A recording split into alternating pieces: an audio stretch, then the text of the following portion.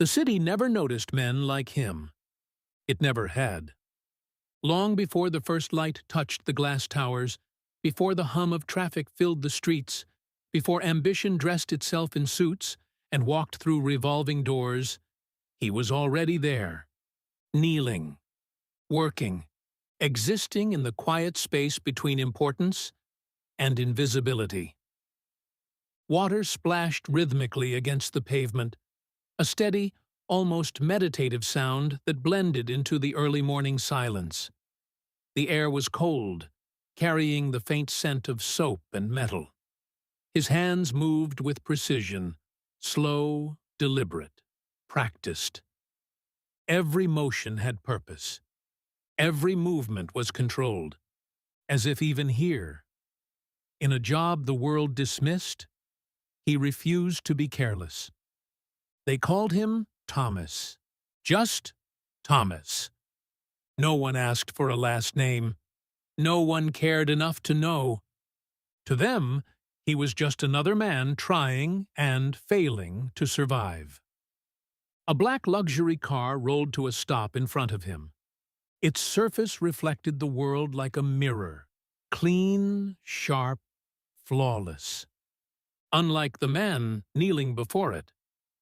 The window slid down slightly. A voice from inside, impatient, distracted. "Make sure you don't scratch it." Thomas nodded once. No irritation, no reaction, just acknowledgement. He had heard that tone 1,000 times before.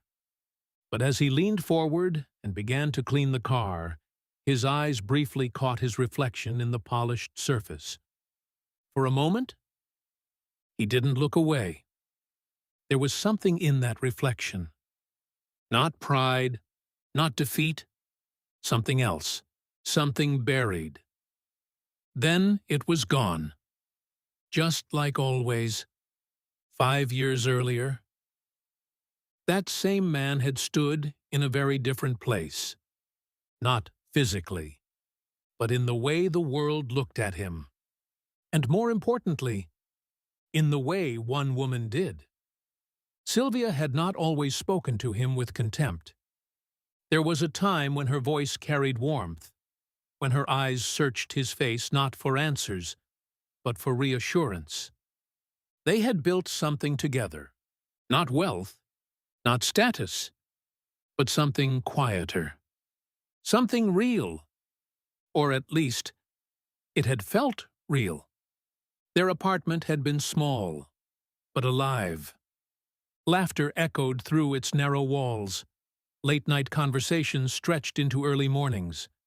Dreams, unrealistic, ambitious, almost reckless, were spoken out loud, without fear of judgment. "You think too big," Sylvia once said, smiling as she watched him pace the room. Thomas stopped, considering her words. "The world is built by people who thought beyond what existed," he replied calmly. "And what if it doesn't work?" she asked.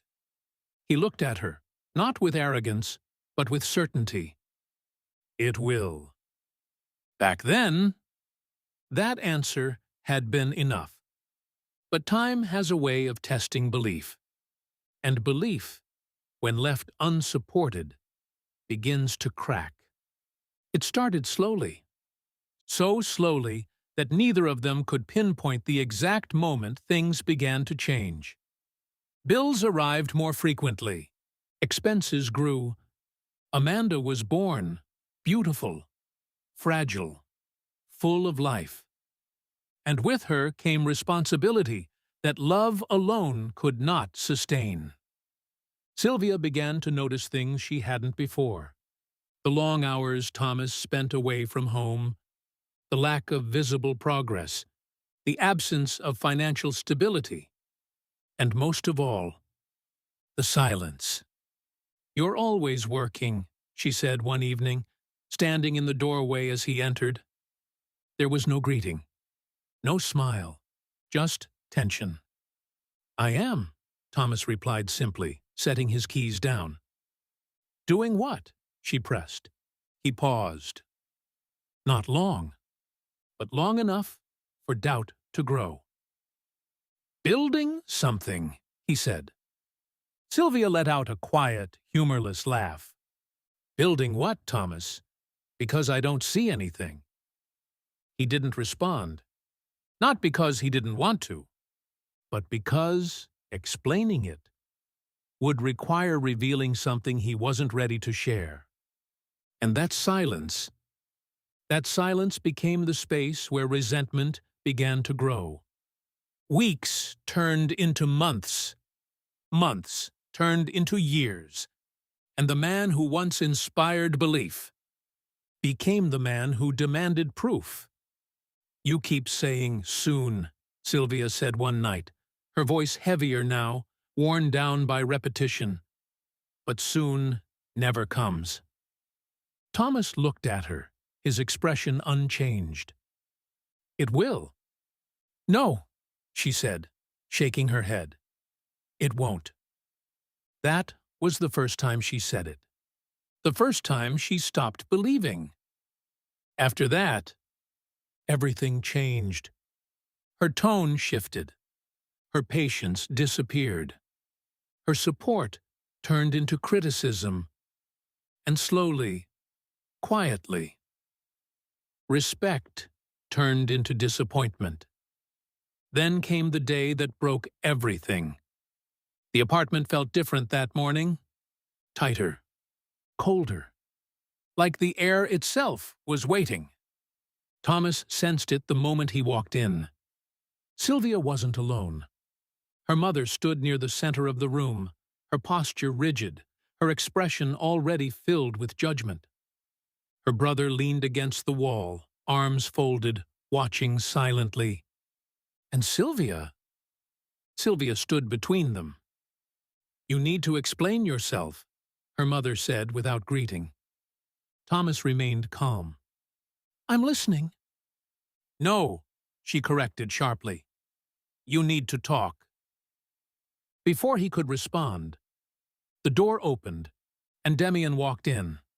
The energy in the room shifted instantly. Not dramatically, but enough. He carried confidence the way others carried doubt. Measured steps, controlled movements. A presence that demanded attention without asking for it. Sylvia's expression softened slightly when she saw him. It was subtle, but Thomas noticed. "Demian has done well for himself," her mother continued, her voice now carrying a different tone, almost pride. "He understands what it means to be responsible." Demian's gaze settled on Thomas, evaluating, calculating, dismissing. "You really chose this?" he asked, gesturing vaguely toward the apartment, the situation, the life itself. Thomas met his eyes. "Yes." A small smile formed on Demian's lips. Not admiration, not respect. Something closer to pity. The conversation didn't stay calm for long. "You've given her nothing," Sylvia's mother pressed. "I've given everything I have," Thomas replied. "That's the problem," she snapped. "It's not enough." Sylvia stepped forward then. And when she spoke, there was no hesitation. "I can't do this anymore." The words hung in the air. Heavy. Final. Thomas looked at her, searching, not for answers, but for confirmation. "You're choosing this life," she continued. "This struggle, this uncertainty. But I didn't sign up for this." "Amanda needs stability," her brother added. "And I deserve better," Sylvia finished. Silence followed. Thomas didn't argue, didn't raise his voice, didn't fight. Because deep down, he already knew. The divorce happened quickly, but it didn't end quietly. Sylvia made sure of that. "He's a failure," she told anyone who asked. "He had no direction. He couldn't provide." Each statement simplified the truth, reduced it. reshaped it into something easier to understand. And Thomas? He let it happen. Because the real truth would have changed everything. And he wasn't ready for that. Not yet. Good. Part 2. Time moved forward. But for some people, it didn't really change anything. Thomas continued to exist in the margins of the city. Unnoticed, unquestioned, unimportant, at least to those who believed they understood what mattered. His routine never shifted. Before sunrise, he worked. After sunset, he disappeared. No social life, no explanations, no visible ambition, just silence. But silence is often mistaken for emptiness. And in Thomas's case, it was anything but. Across the city, far above the streets he walked every day, stood a structure that seemed to belong to a different world entirely. Alpha Tech Incorporated. Glass, steel, precision, a monument to innovation. A company that didn't just follow the future, it created it. Inside its walls, systems were designed that governments depended on. Artificial intelligence models that predicted economic collapse. Cyber defense infrastructures that protected entire nations. Technology so advanced that even competitors didn't fully understand how they worked. And yet, despite its power, despite its global reach, despite its influence over industries and governments alike, there was one question no one could answer. Who was behind it? The name existed, buried in legal documents, referenced in internal archives, whispered in executive circles. Mr. Wright, the founder, the architect, the man who built Alpha Tech from nothing, and then vanished. No public appearances, no interviews, no records beyond the earliest days. It was as if he had created something massive, and then stepped back into the shadows deliberately. Inside the executive boardroom, tension had begun to rise. A crisis had emerged. Not corporate, not financial. Something far more serious. A national infrastructure breach. Power grids destabilizing. Communication networks failing. Data corruption spreading through systems that were supposed to be impenetrable. Governments were scrambling. Experts were failing. And every attempt to contain it only made it worse. This isn't random, one analyst said, his voice tight with concern. It's coordinated. External threat? Another asked. No, came the reply. A pause. Then, something smarter. Silence filled the room, because there was only one conclusion that made sense. This wasn't just an attack. It was a system, a self-evolving adaptive intelligence, and only one entity in the world had ever successfully built something capable of countering it. Alpha Tech. But even Alpha Tech was struggling. We've deployed every model we have, one executive said, frustration creeping into his tone. None of them are holding. Another leaned forward. There's one system we haven't used. Everyone knew what he meant, but no one said it, because using it meant admitting something they had avoided for years. We don't have access to it, someone finally said. Then we get access, another replied. That system was locked by him. Silence again, heavier this time. Mr. Wright. The name carried weight, not because of what they knew, but because of what they didn't. Do we even know how to reach him? One of them asked. A senior board member exhaled slowly. We've always known. He reached into a folder, pulled out a document, slid it across the table. A single line was highlighted. In the event of a critical system failure beyond recovery, Contact will be initiated. By who? Someone asked. The board member looked up. By him. That same afternoon, as the crisis escalated beyond control, a phone vibrated in the pocket of a man washing cars. Thomas paused. Just slightly.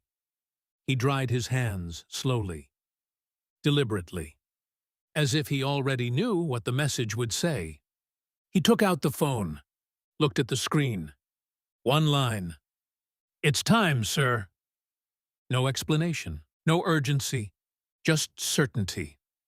For a long moment, he didn't move. The noise of the city faded around him. The water running from the hose continued its steady rhythm. A car passed in the distance. Someone laughed. Life went on. But for him, everything had just shifted. 5 years. 5 years of silence. 5 years of distance. 5 years of choosing family over power. And now, the world was calling him back. Not as Thomas, but as the man he had always been. Mr. Right. He closed his eyes, and for the first time in years, the weight of everything he had held back pressed forward. Not regret, never regret, but consequence. He had made a choice, and now that choice had run its course. When he opened his eyes again, something had changed. Not in his appearance, not in his posture, but in his presence. The quiet man was gone. In his place was control. That night, Alpha Tech prepared for something it had not done in years. A private executive gathering, invitation only, strictly confidential. The official reason was simple: welcoming the founder. But the truth was far more urgent. They needed him, not as a symbol, not as a figurehead, but as the only mind capable of solving what threatened to collapse everything. Elsewhere, Demian stood in front of a mirror, adjusting his tie carefully. He had come a long way, from being overlooked to finally standing inside one of the most powerful companies in the world. Middle-level manager? Yes, but not for long. He understood how systems worked, how power moved, how influence was built, and tonight was opportunity. Behind him, Sylvia watched. There was pride in her expression, certainty, validation. This was the life she had chosen. Not struggle, not uncertainty, progress. You've done well, she said.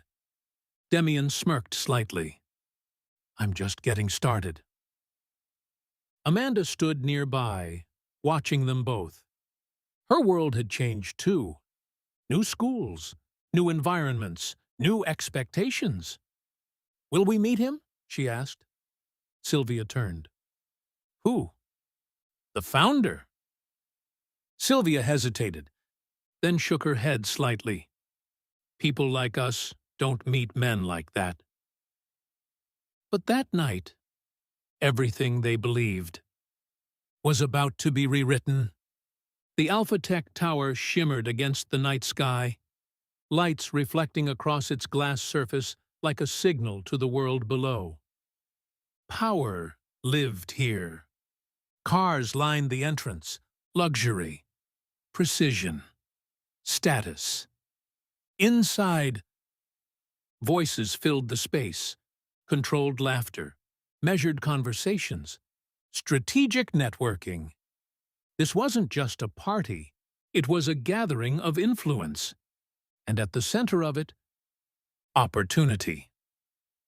Demian moved through the room with ease, shaking hands, exchanging words, building connections. Sylvia remained close, observing, absorbing. Amanda stayed slightly behind, taking it all in. Then the atmosphere shifted. Not dramatically, but enough. The doors opened, and a man stepped in. No announcement, no introduction, no attention, just presence. Simple suit, measured steps. Unremarkable, at first glance. Thomas. No, not yet. To them. Still just Thomas. And immediately. The reaction began. Whispers, glances, recognition. Confusion. What is he doing here? Is that impossible? Demian turned, saw him, and everything inside him tightened instantly. Not fear. Something sharper. Control. He walked forward, deliberately. Well, he said, his voice calm but edged, this is unexpected. Sylvia turned and froze. Time seemed to hesitate, because standing there, in a place he should never have been, was the man she had erased from her life. Thomas? She said quietly. He looked at her. No anger, no desperation, no attempt to explain, just calm. I was invited, he said. The words didn't land. They didn't make sense. Demian let out a short laugh.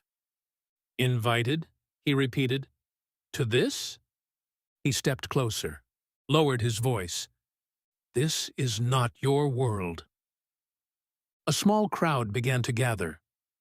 Phones appeared, subtle, curious. Moments like this had value. Sylvia's voice hardened.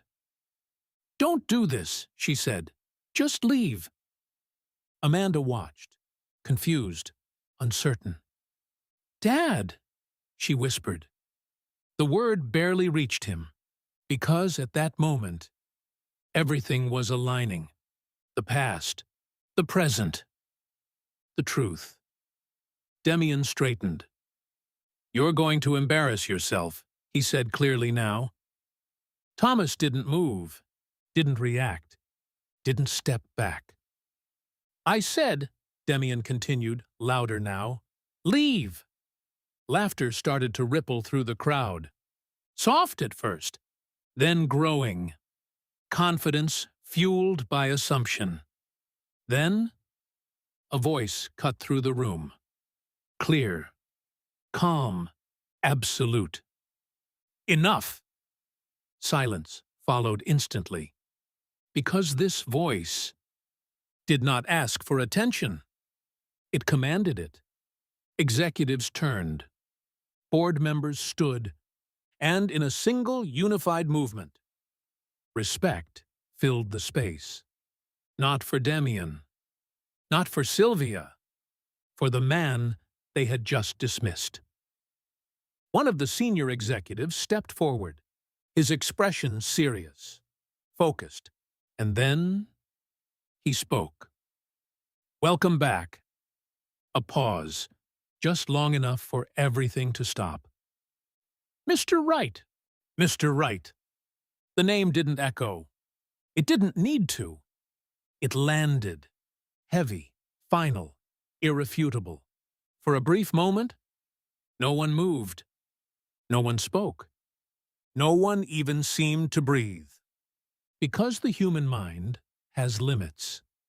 And in that moment, everyone in that room had just reached theirs. Demian blinked once, slowly, as if trying to reset what he had just heard. No, he muttered under his breath. Sylvia's lips parted slightly, but no words came out. Amanda looked from one face to another, then back at the man standing at the center of it all. Her father. The same man who used to sit quietly at the edge of the room. The same man who never argued, never explained, never defended himself. The same man, they had all decided, was nothing. And yet, every powerful figure in the room was now standing for him.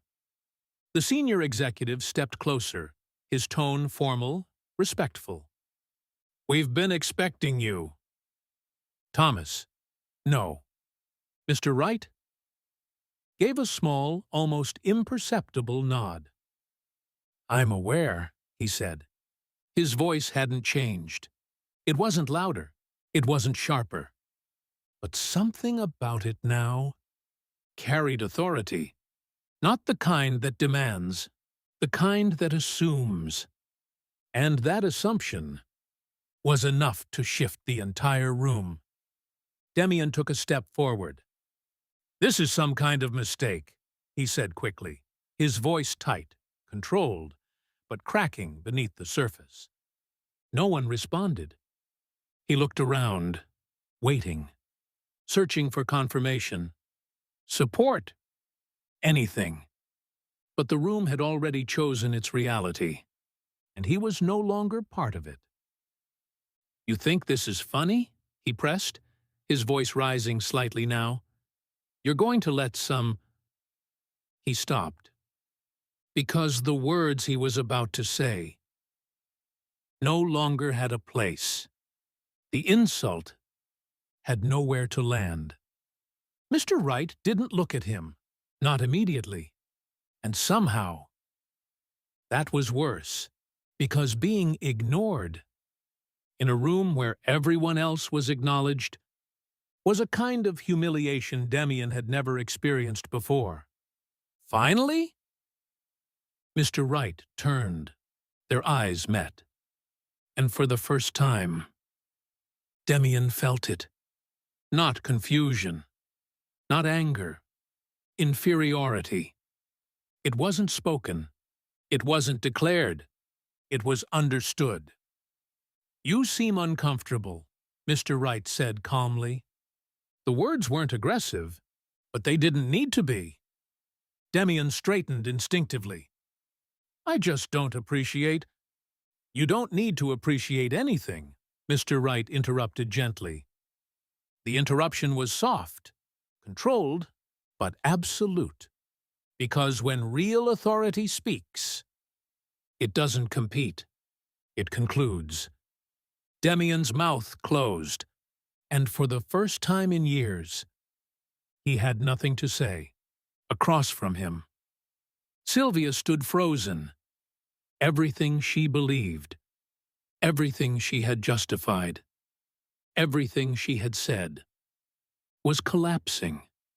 Not slowly, not gradually, all at once.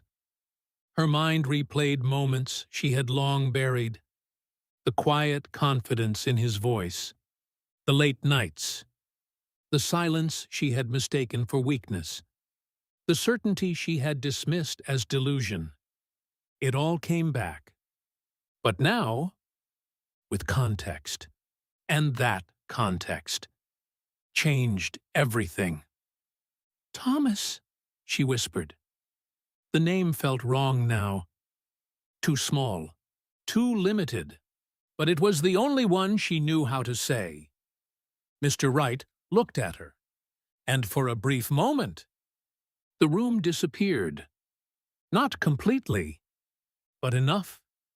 Because in front of him was not the woman who had humiliated him, not the woman who had left, not the woman who had replaced him, but the woman he had once chosen.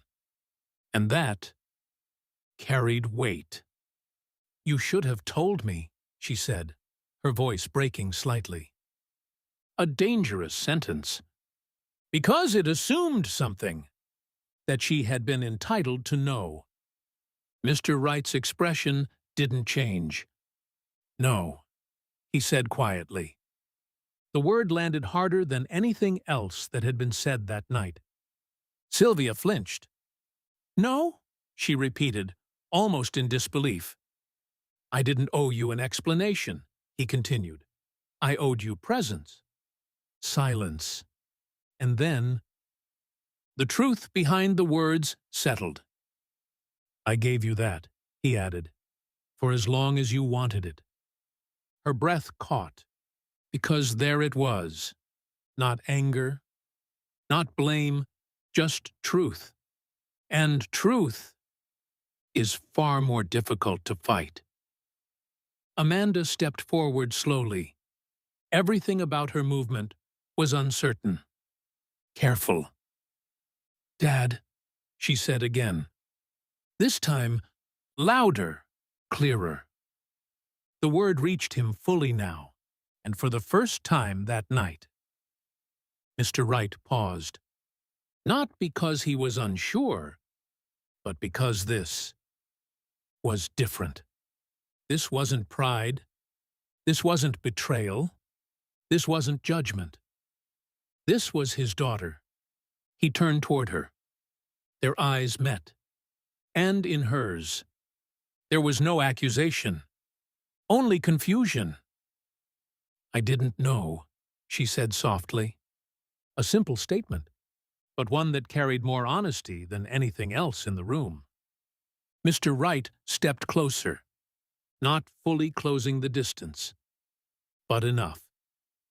"I know," he replied, and that was all. No lecture, no correction, because she had not chosen what happened, and he understood that. Behind them, the room slowly began to come back to life. Not loudly, not abruptly, but carefully, because something important had just happened. Power had shifted, and everyone felt it. The senior executive cleared his throat slightly. "Sir," he said, addressing Mr. Wright, "we need to begin." The reminder was necessary, because while personal histories had just been exposed, the reason he was here still remained. The crisis. Mr. Wright nodded once, then turned away from the past and faced the future. "Brief me," he said. Moments later, a large digital screen lit up. Data streamed across it. Patterns. Failures. Breaches. The situation was worse than most people in the room had understood. "This is the current state of the system," the lead analyst explained. "We've lost control of multiple infrastructures. It's spreading faster than we can contain it." Mr. Wright watched, silent, focused. "Every model we've deployed has failed," the analyst continued. "It adapts too quickly." A pause. "We don't know what we're dealing with." Mr. Wright stepped closer to the screen. His eyes scanned the data. Not rushed, not overwhelmed, just precise. "You're approaching it incorrectly," he said. The room stilled. "How?" someone asked. "You're trying to stop it," he replied. "That's the objective," another executive said. Mr. Wright shook his head slightly. "No," he said, "that's the mistake." Silence. Then he reached forward, adjusted a sequence, reconfigured a model. "You don't stop something that learns," he continued. "You redirect it." The room leaned in. "Give it a problem it can't solve," he added, "and it will trap itself trying." The analysts exchanged glances, because what he was suggesting was not just advanced. It was something they hadn't even considered. Within minutes, the system began to shift. Patterns slowed. Breaches stabilized. Control started to return. And just like that, the impossible began to look manageable. No applause followed. No celebration. Because the people in that room understood something important. They had not just witnessed intelligence, they had witnessed mastery. Hours later, the crisis was contained. Not permanently, Not completely, but enough. Enough to restore stability. Enough to buy time. Enough to remind everyone why he had been needed. The room emptied slowly. Executives left in silence. Analysts in quiet awe, until only a few remained. Sylvia, Amanda, Demian, and Mr. Wright. Demian stood still. Everything he had built his identity on had been dismantled in a single night. Not by force, not by confrontation, but by truth. "I didn't know," he said finally. The words sounded weak, because they were. Mr. Wright looked at him briefly. "You didn't need to," he replied. And that was it. No punishment, no anger, just irrelevance. And for Demian, that was worse than anything else. Sylvia stepped forward one last time. Her voice was softer now, stripped of certainty. "We can fix this," she said. A dangerous hope, because it assumed something still remained. Mr. Wright studied her for a moment. Not cold, not warm, just clear. "Some things," he said slowly, "are not meant to be fixed." Her eyes filled, because she understood. This wasn't anger. This was closure. Amanda stood between them, caught in the space neither of them could fully cross. "Will you come back?"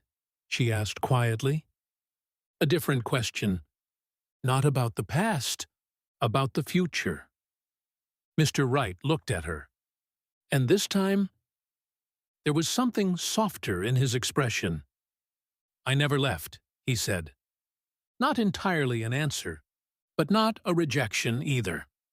He turned, walked toward the exit, the same way he had entered. Calm, measured, but no longer invisible. And as the doors closed behind him, one truth settled into the room. The man they had once ignored was never small. They had just been too blind to see him. Sometimes the world doesn't fail to recognize greatness. It simply mislabels it until it's too late.